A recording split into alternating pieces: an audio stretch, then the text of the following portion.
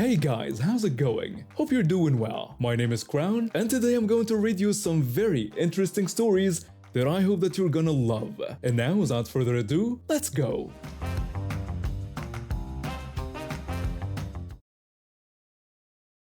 I've been with this company for about 4 years. When I first started, the boss used to come into the office all the time. He'd walk around, chat with everyone, check in on projects. But over time, especially after the pandemic, he stopped showing up. First, it was once a week, then once a month, then not at all. For the past 3 years, he'd been running the entire operation from his house. We never saw him. We never heard his voice unless you were the office manager. The rest of us just got emails. Short, direct emails telling us what to do, what we did wrong, what needs to change. The thing is, the office manager is great. She's one of us, really. She'd been there longer than anyone, and she doesn't put up with nonsense. When the boss sends her angry emails about us, she forwards them to the group chat we all have. We sit around during lunch breaks and laugh about his complaints. He thinks the office is too loud. He thinks we take too many coffee breaks. He thinks someone is using too much printer paper. It's always something. We're a small team. Just 6 of us, including the office manager. We do decent work. We meet our deadlines. We handle our clients well, but the boss always finds something to complain about, even though he hadn't set foot in the building in years. One afternoon, the office manager called us all into the break room. She had this look on her face like she was trying not to laugh. She told us she'd gotten an email from the boss that morning. I asked what he was complaining about this time. She explained that he was upset because apparently we were all spending too much time on the internet for personal reasons during work hours. My co-worker from accounting raised an eyebrow and asked how he would even know that.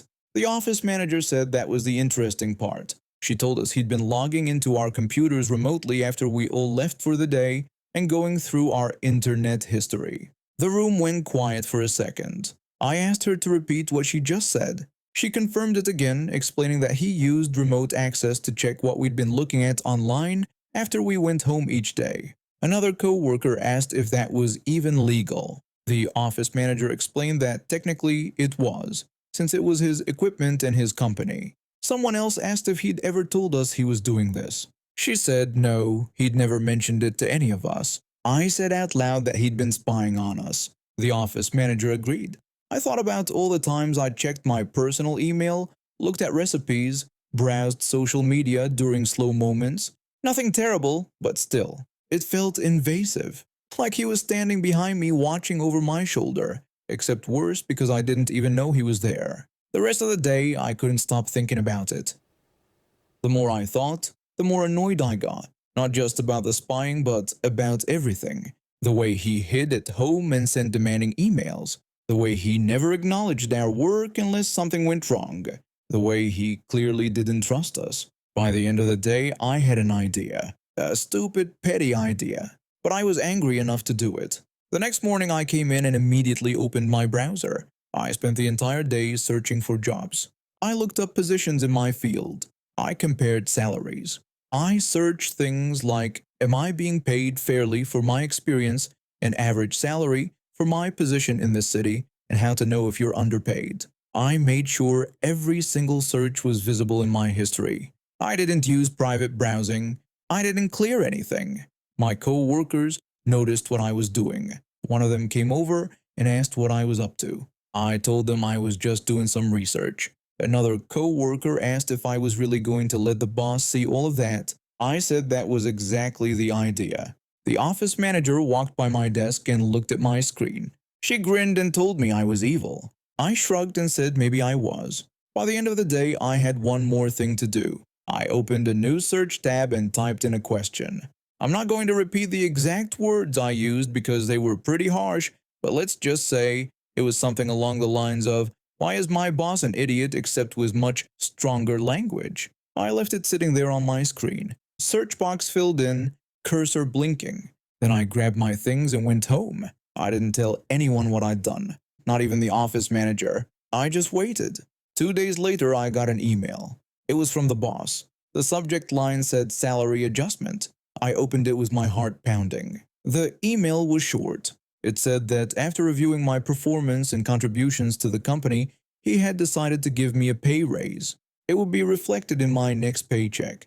I stared at the screen for a full minute. Then I started laughing. I walked over to the office manager's desk and asked if she'd seen the email the boss just sent me. She said she had, the one about the raise, and she'd processed it that morning. Then she asked what I'd done to deserve it. I told her to imagine that I'd left him a little message. She raised her eyebrows and waited for me to continue. I explained that I'd spent the previous day looking for new jobs and comparing salaries, then left a very unflattering search about him on my screen before going home. She put her hand over her mouth and said, "I didn't do that." I said I did.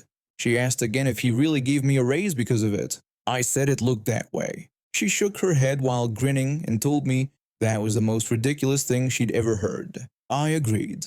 One of my co-workers overheard us and came over to ask what happened. I explained the whole thing. By the time I finished, half the office was gathered around my desk.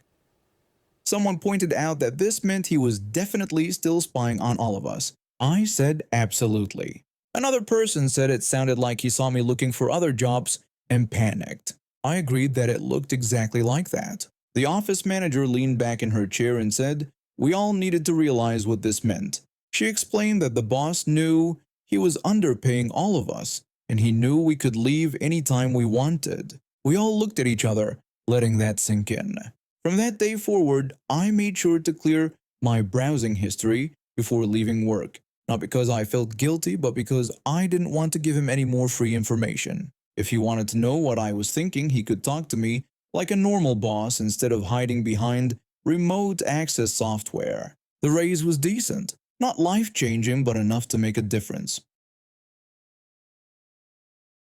I'm not the type to cause drama, but sometimes you don't get a choice. My wife and I have been together for 6 years. We met at work, hit it off right away, and got married 3 years later. Last year we had twin daughters, and life turned into this wonderful mess of sleepless nights and constant diaper changes. We barely had time to think, let alone relax. When my parents offered to watch the girls for a long weekend, we didn't hesitate. It was our first real break since the twins were born. My mother-in-law has always been the kind of person who thinks she knows what's best for everyone. She has opinions on how we raise our kids, what we eat, how we decorate our house, everything. My wife handles her better than I do, setting boundaries when she needs to, but trying to keep things civil. Before we left for the trip, my wife suggested giving her mom a spare key, just for emergencies. She said, I wasn't crazy about the idea, but I figured what could really go wrong. Maybe she'd water the plants or pick up our mail. Normal stuff. The trip was perfect. We actually slept past 7 a.m., had full conversations without being interrupted every 2 minutes, and remembered what it felt like to just be a couple again. We came back yesterday afternoon feeling like new people. The second I opened the front door, something felt wrong. The house smelled weird, like fresh plastic and cleaning chemicals. We walked through the living room and everything looked fine. Then my wife went upstairs to check on things, and I heard her make this awful sound. I yelled up asking what happened. She didn't answer. I took the stairs 2 at a time and found her frozen in our bedroom doorway. The room looked totally different. Her grandmother's hand-carved mahogany desk and vanity were gone. In their place sat 2 cheap particle board pieces, one still half in the box. My wife just stared. Her grandmother died 5 years ago, right before we got married. Those 2 pieces of furniture were the only things she had left from her. The desk was where her grandmother wrote letters to family overseas. The vanity was where she'd sit every morning, and my wife used to watch her get ready when she was little. They weren't just furniture, they were all she had. Before we could even process it, we heard footsteps downstairs. Her mother called out happily that she was still there and wanted to see our reaction. She came up the stairs, grinning like she'd just won the lottery. She asked what we thought and said she'd decided to surprise us with a makeover while we were gone. She said that old dusty junk was taking up too much space and now we had a modern look. My wife barely whispered when she asked where her grandmother's furniture went. Her mother said cheerfully that she'd donated it to some charity shop on Maple Street. She said they were thrilled to get it and gestured at the new pieces. She went on about how much lighter they were, how easy to move, how they actually matched the room. My wife asked if she'd really just donated her inheritance. Her mother waved it off and said not to think about it like that. She said to think of it as making space for new memories. She added that the old wood was so dark and heavy anyway, and these new pieces were way better. I could see my wife's hand shaking. She has never been good with confrontation, but I knew she was close to breaking. I told her mother she needed to leave immediately. She looked confused and asked if I was joking. She said she'd done us a huge favor and asked if we had any idea how heavy those pieces were. She complained that she threw her back out getting them down the stairs. I said she'd gotten rid of irreplaceable family heirlooms without permission and told her to give me the key. She started rambling about how ungrateful we were, how hard she'd worked, how she'd spent her own money on the new furniture. I just kept my hand out until she finally threw the key at me and stormed out. My wife completely fell apart when the door closed. We spent the rest of the day calling every charity shop, thrift store, and donation place within 30 miles. Nothing. The furniture was just gone. I changed the locks first thing this morning. That's when the call started. Her whole family was blowing up my phone saying I was controlling and abusive for keeping my wife away from her mother. Her brother sent a long message about how I was banning a grandmother from her grandkids over some old wood. Here's the thing though. My wife is completely on board with the ban. She told her family herself that her mom isn't welcome back until she admits what she did was wrong. But they're not hearing it. They keep saying her heart was in the right place, that she meant well, that we're making too big a deal out of this. My wife is on the couch right now looking through old photos of her grandmother's furniture on her phone. She supports the decision, but I can see the guilt building every time another family member calls or texts. She keeps second-guessing herself even though she knows what her mother did was wrong. I'm not changing my mind. Her mother didn't just throw out furniture. She erased pieces of my wife's history like they were garbage and didn't think twice about it. And she still won't apologize because she genuinely believes she helped us. Every time someone calls, they act like we're being ridiculous over some wood. They either don't understand or they just don't care. The family can say whatever they want about me. That woman isn't coming back into our house. I grew up on my family's cattle farm, and about 3 years ago I took over running the day-to-day operations when my dad's back finally gave out on him. We got about 200 head of cattle, mostly dairy cows, but we also keep a few breeding bulls. One of them is this massive Angus named Thunder, and that beast weighs close to 2,000 pounds. He's not aggressive by nature, but he's protective of his space and doesn't take kindly to surprises. About 6 months back, I decided to start doing farm tours on weekends. Nothing fancy, just a way to bring in some extra income and teach people where their food comes from. Most folks who come through are genuinely interested and respectful. Parents keep their kids close, people listen when I explain which animals to avoid, and everyone has a good time. We've had school groups, families, even some photography clubs come through. It's been going pretty well. This Saturday started out normal enough. I had a group of about 15 people scheduled for the 2 o'clock tour. When everyone gathered at the main gate, I did my usual introduction and went over the safety rules. I made it crystal clear that nobody was allowed to get closer than 10 feet to the bulls, and there were absolutely no exceptions to this rule. I explained in detail that Thunder could be unpredictable, especially if someone startled him from behind. That's when I noticed her. This woman in the back wasn't paying attention at all. She was on her phone, tilting it at different angles, probably checking how she looked on camera. Her son, maybe 11 or 12 years old, was standing next to her looking bored out of his mind. I finished the safety briefing and started leading everyone toward the dairy barn. When we walked, I could hear her behind me talking to her kid. She was complaining that this whole thing better be worth her time because she needed content that was actually going to get views. Her son didn't respond. I turned around to make sure everyone was keeping up, and I saw her still glued to her phone scrolling through something while walking. We made our way through the dairy operation and I explained the milking process, showed them the calves, answered questions about what we feed them. The whole time, this woman looked annoyed that she had to be there. Her son asked a few good questions about the equipment, which I appreciated. At least he seemed interested. After about 30 minutes, we headed toward the pasture where we keep the bulls. I stopped the group about 20 feet back from the fence and pointed out Thunder, who was grazing on the far side. I explained that he was our primary breeding bull and reminded everyone that we needed to stay well back from all the bulls. I emphasized again that they weren't pets and could be dangerous if provoked. I was in the middle of explaining bull behavior when I noticed the woman had her phone up, recording. Not unusual. Lots of people take photos and videos, but then I heard what she was saying to her kid. She told him to go up there and touch the bull. She wanted him to run up and poke it real quick. Her son looked at her like she'd lost her mind. He pointed out that I had literally just said not to go near them. She didn't care what I said. She went on about how many views they would get if he actually touched a bull. She said this was perfect because everyone else just does petting zoos and boring stuff, but this would go viral. Her son said he didn't want to. He repeated that I'd said it was dangerous. She called him a baby and said the bull was just standing there eating grass, so it wasn't going to do anything. Then she threatened to take his phone away for a week if he didn't go right now. I started walking toward them, but the kid was already moving toward the fence. I saw him climb over, and my heart dropped into my stomach. Thunder was about 30 feet away, facing the other direction. The kid started walking toward the bull slowly, looking back at his mother every few steps. I broke into a sprint.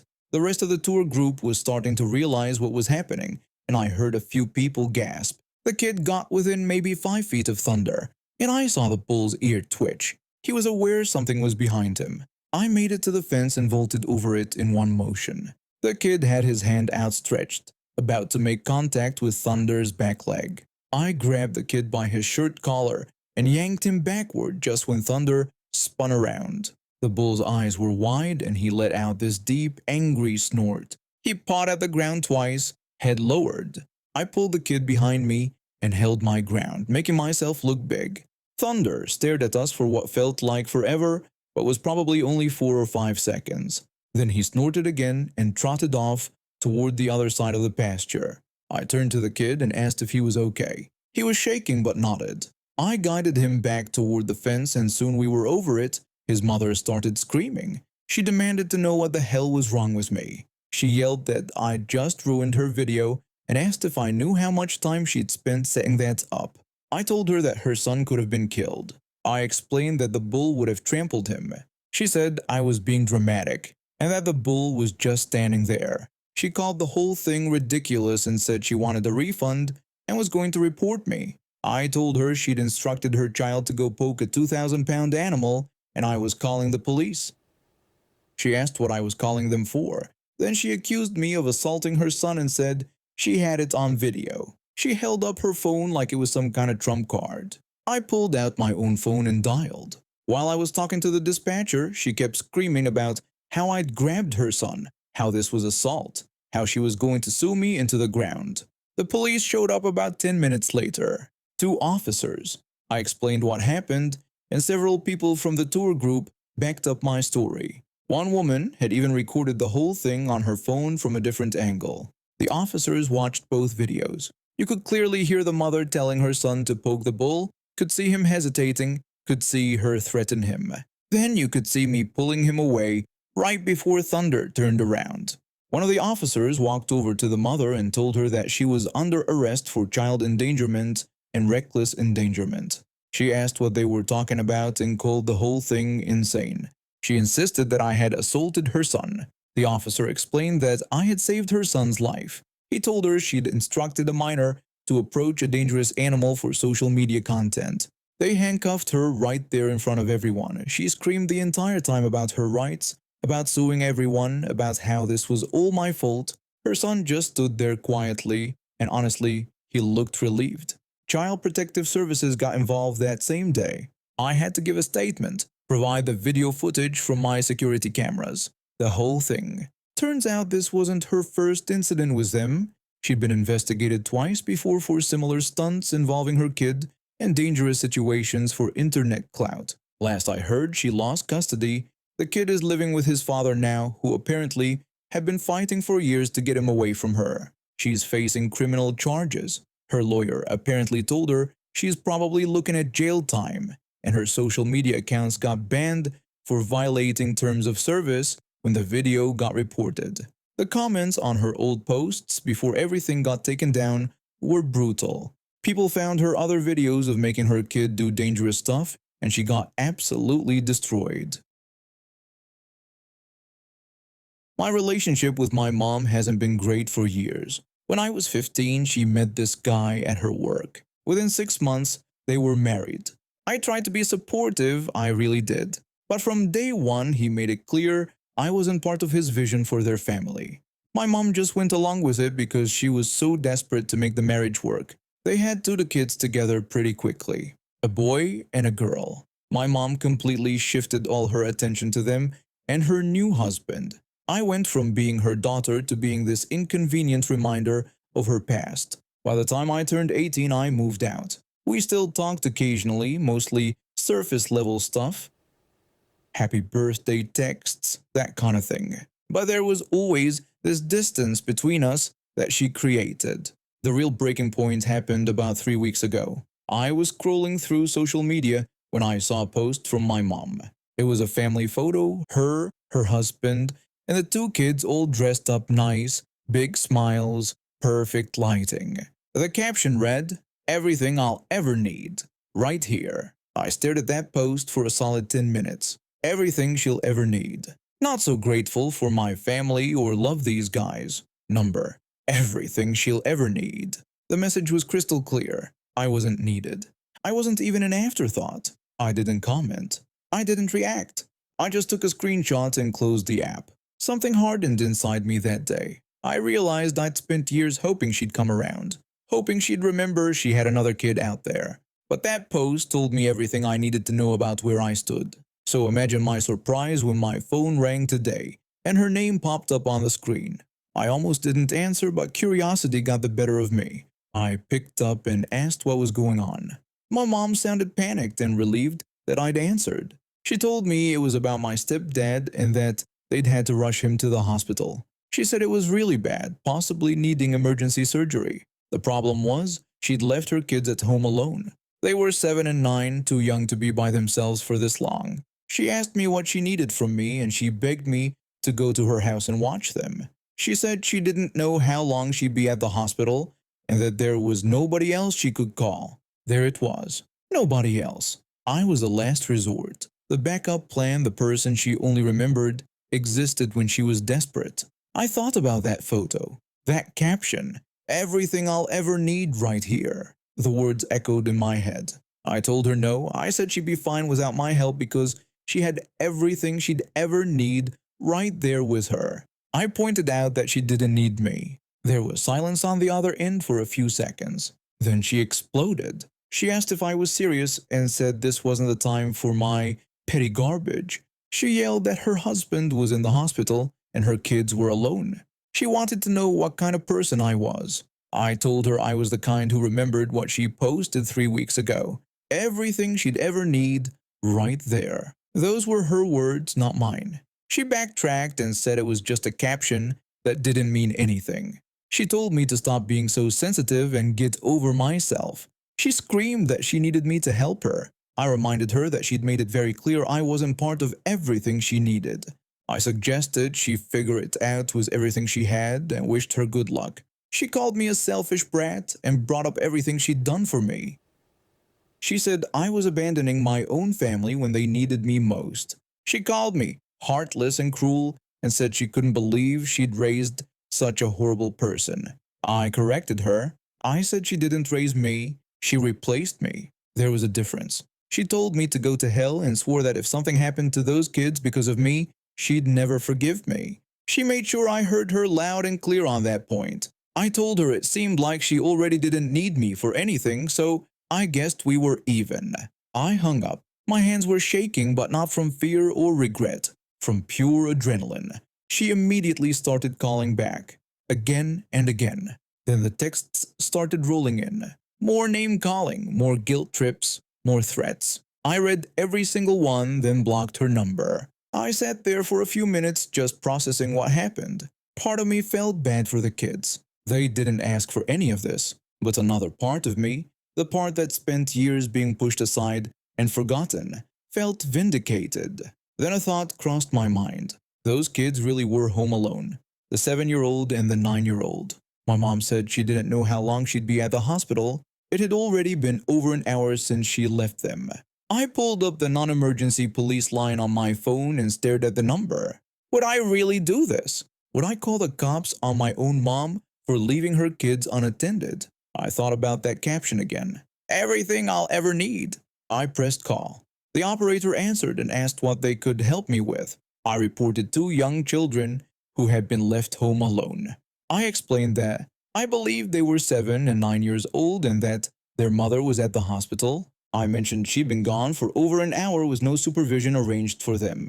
The operator asked for the address. I gave them my mom's information and confirmed all the details. The operator said they'd send someone to do a welfare check.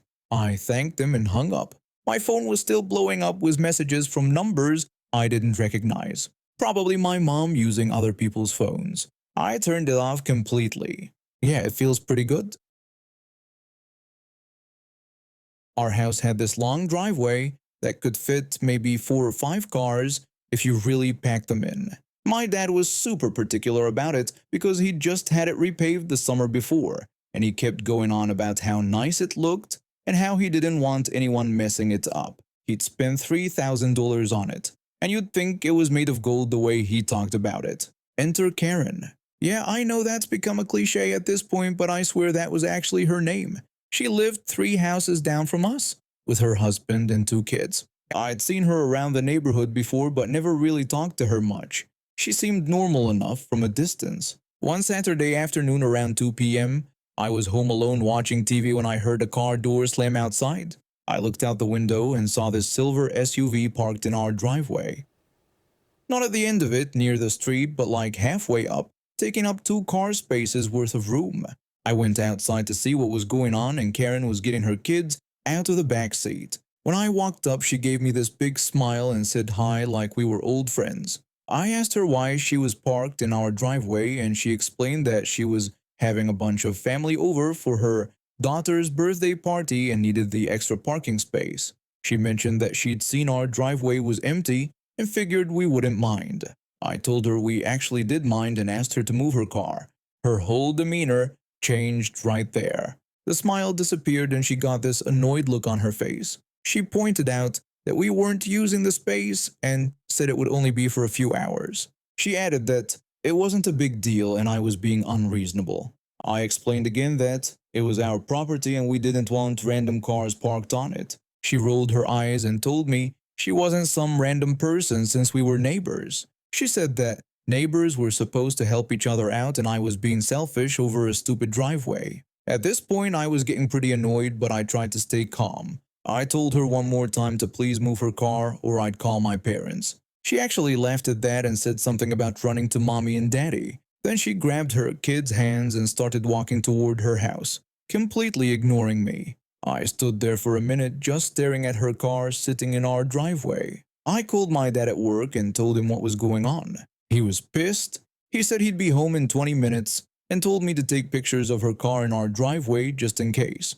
I took like 6 different photos from different angles showing her license plate and how far up our driveway she'd parked. When my dad got home around 2:30 p.m., he didn't even come inside first. He walked straight over to Karen's house. I followed because I wanted to see how this played out. My dad rang the doorbell and Karen's husband answered.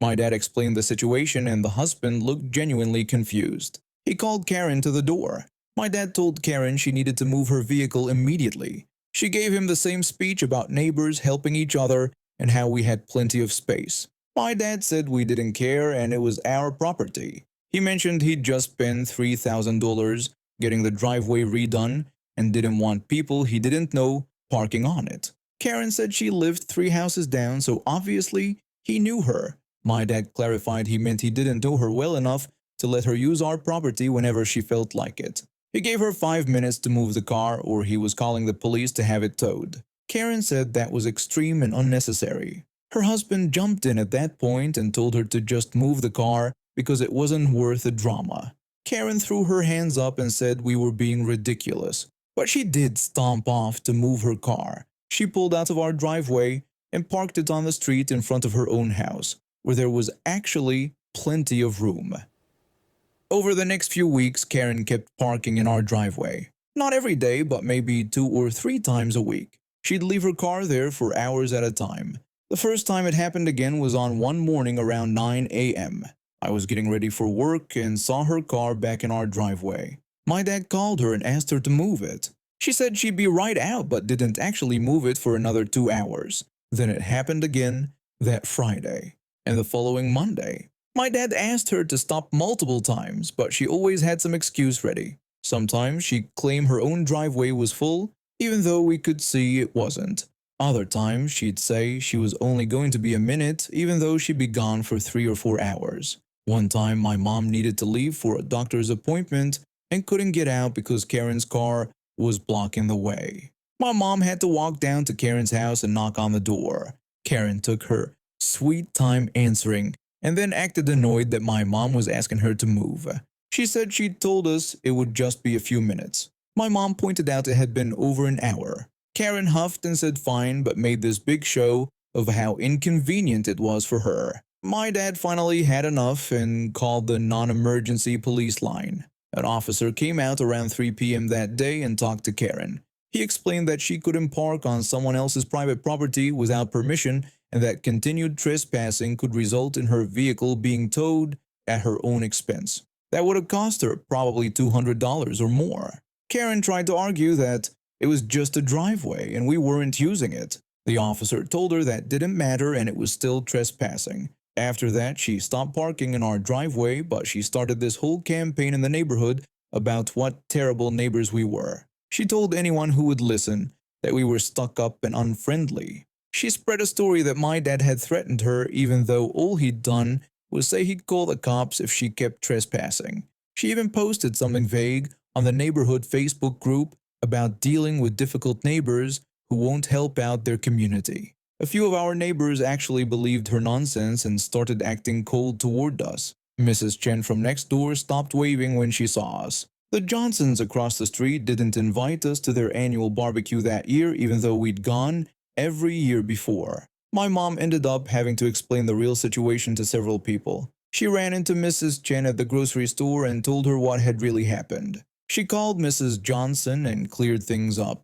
Most of them were understanding once they heard our side, but a couple of them still seemed to think we should have just let Karen park there to keep the peace. My dad even had one neighbor tell him he was making a big deal over nothing. He had to explain again about the $3,000 he'd spent and how it was the principle of the thing. The whole thing was so stupid. Like, who just decides they can park on someone else's property without asking and then gets mad when they're told no? Karen acted like we'd committed some kind of neighborhood crime by not letting her do whatever she wanted. Things stayed tense for months. Karen would give us dirty looks whenever she saw us. Her husband seemed embarrassed by the whole thing and would just nod awkwardly when we saw him.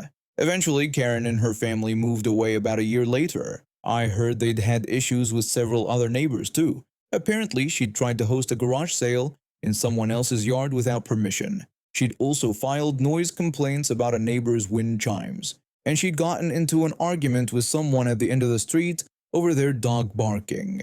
Mrs. Chen told my mom that Karen had actually asked to borrow her lawnmower and then kept it for 3 weeks. When Mrs. Chen asked for it back, Karen acted like she was being rude. Good riddance, honestly. And now we have reached the end of today's stories. Thank you for watching, and see you next time.